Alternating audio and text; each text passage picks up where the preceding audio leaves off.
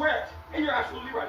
If we take a look at our Dr. radar here, you can see that there's a little bit of rain moving in from the west. Not too crazy. I would say maybe like 15, 20 inches. That's it. I mean, a little water ain't never hurt nobody, right? Now, we're gonna go to some live footage right outside the station.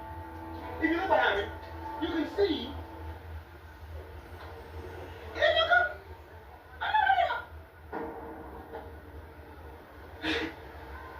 Back to you, Jim. All right, everyone, listen. I've just been informed that there is currently a tornado watch over our area. Jim, is that correct? Well, Tom, it actually just became a tornado warning, meaning the tornado has now touched down on land. We are now going to cut to Steve, who's live on the ground right now with the storm. Look at that storm! Look at that tornado! It absolutely